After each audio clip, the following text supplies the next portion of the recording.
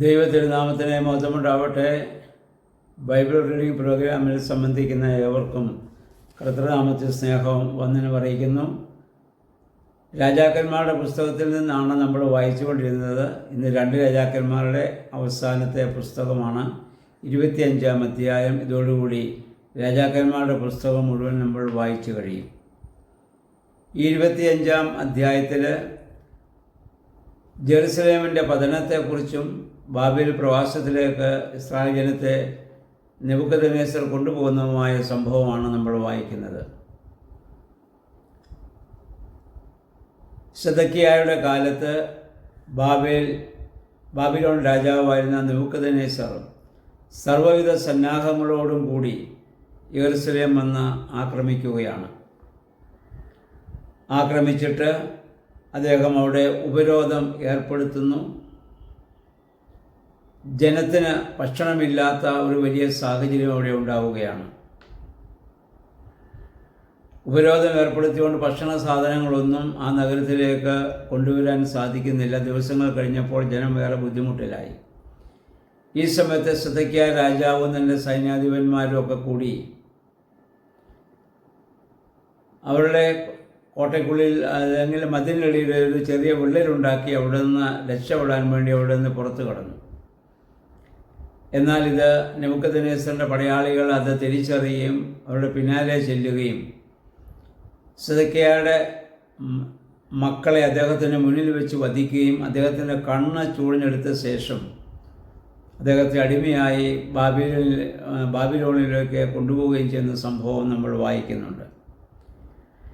8 മുതലുള്ള വാക്യങ്ങൾ നമ്മൾ വായിക്കുമ്പോൾ ജെറുസലേം ദേവാലയം പൂർണ്ണമായി അവരെ നശിപ്പിക്കുകയാണ്. ദേവാലയവും രാജകൊട്ടാരവും വീടുകളെല്ലാം അഗ്നിക്ക് ഇരയാക്കുകയാണ്. അതിനുശേഷം ദേവാലയത്തിൽ ഉണ്ടായിരുന്ന സാധനങ്ങളൊക്കെ അവർ കൊള്ളയടിക്കുകയും ബാക്കിയെല്ലാം അവരവിടെ നശിപ്പിക്കുകയും ചെയ്യുന്നു. മിക്കവാറും ആളുകളെയെല്ലാം രാജാവിനോട് കൂറ് പ്രഖ്യാപിച്ച ജനത്തെയെല്ലാം അദ്ദേഹം ബാബിലോണിലേക്ക് കൊണ്ടുപോയി. ബാക്കിയുള്ളവരെ, വെറും ദരിദ്രരായ കുറേ ആളുകളുണ്ടായിരുന്നു, അവരെ ഇവിടെ ഉഴുവുകാരായും മുന്തിരിത്തോട്ടത്തിൻ്റെ പണിക്കാരായും അവരെ അവിടെ ആക്കിയിട്ട് കൊള്ളാവുന്ന ആളുകളെയും കരകൗശലക്കാരെയും അങ്ങനെ സ്കിൽഡ് വർക്കേഴ്സായിട്ടുള്ളവരെയെല്ലാം ബാബിലോണിലേക്ക് അടിമയായി കൊണ്ടുപോകുന്നതായി നമ്മളിവിടെ വായിക്കുന്നുണ്ട്. ശലോമോൻ വളരെ അതിമനോഹരമായി പണിത യെരുശലേം ദേവാലയം, അതിലെ സ്തൂപങ്ങൾ, അതിലെ പാത്രങ്ങൾ, അദ്ദേഹത്തിന് അതിനകത്തുണ്ടായിരുന്ന ജലഭരണികൾ, അതൊക്കെ ഉണ്ടാക്കിയതിൻ്റെ ആ ഓടുകൊണ്ടൊക്കെ അതൊക്കെ നിർമ്മിച്ചതിൻ്റെ വില നിർണ്ണയിക്കാനാവാത്ത വിധം വിലപിടിപ്പുള്ള സാധനങ്ങളായിരുന്നു. അതെല്ലാം അവരെ ഇവിടുന്ന് കൊള്ളയടിച്ചു കൊണ്ടുപോകുന്നതായി നമ്മൾ കാണുന്നുണ്ട്. ഇതിനൊക്കെ കാരണം എന്തെന്ന് ചോദിച്ചാൽ യഹോവയായ ദൈവത്തെ മറന്ന് ആ ദൈവാലയത്തിൽ പൂജാ വിഗ്രഹങ്ങളുണ്ടാക്കി യഹോവയെ പ്രകോപിപ്പിക്കുന്ന രീതിയിൽ ആരാധന നടത്തുന്നു. നീതിയില്ലാത്ത രീതിയിൽ ഇതിനുമുള്ള രാജാക്കന്മാരൊക്കെ പ്രവർത്തിക്കുന്നു. ഏതാനും രാജാക്കന്മാരൊഴികെ ബാക്കി എല്ലാവരും അനീതി പ്രവർത്തിച്ചവരാണ്, ദൈവത്തെ പ്രകോപിപ്പിച്ചവരാണ്. അതിൻ്റെ ശിക്ഷയാണ് സമൂഹം മുഴുവൻ അനുഭവിക്കേണ്ടി വരുന്നതും അടിമത്വവും ക്ഷാമവും ഒക്കെ അവർ അനുഭവിക്കുന്നതായി നമ്മൾ കാണുന്നുണ്ട്. നമ്മൾ ഇന്നലെയും നമ്മൾ ചിന്തിച്ചതുപോലെ നാം ആയിരിക്കുന്നതായ തലങ്ങളിലും പ്രവർത്തന മേഖലകളിലും നീതിബോധത്തോടും സത്യസന്ധതയോടും ദൈവാനുഭവത്തോടും നമുക്ക് പ്രവർത്തിക്കാൻ സാധിക്കണം. ഇല്ല എങ്കിൽ അത് പ്രവർത്തിക്കുന്ന നേതൃത്വം കൊടുക്കുന്ന ഒരു വ്യക്തിയെ മാത്രമല്ല അത് ബാധിക്കുന്നത്, അദ്ദേഹത്തിൻ്റെ കീഴിലുള്ള എല്ലാ ജനങ്ങളെയും അത് ബാധിക്കും.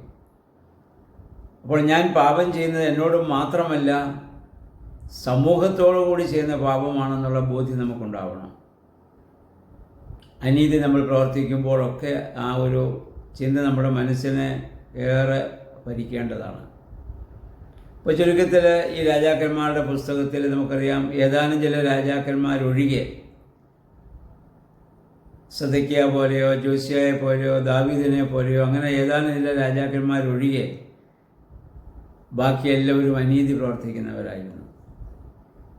കാരണം നമ്മൾ കണ്ടു, അധികാരവും സമ്പത്തും മനുഷ്യൻ്റെ കയ്യിൽ വന്നു കഴിയുമ്പോൾ വൈശാചിക പ്രലോഭനങ്ങൾക്ക് അവൻ വിധേയമായി മാറുകയാണ്. അതുകൊണ്ട് അങ്ങനെയുള്ള സാഹചര്യം നമുക്ക് വരുമ്പോഴാണ് നമ്മൾ ഏറ്റവും കൂടുതൽ എളിമപ്പെടുകയും വിനയപ്പെടുകയും ചെയ്യുന്നത്.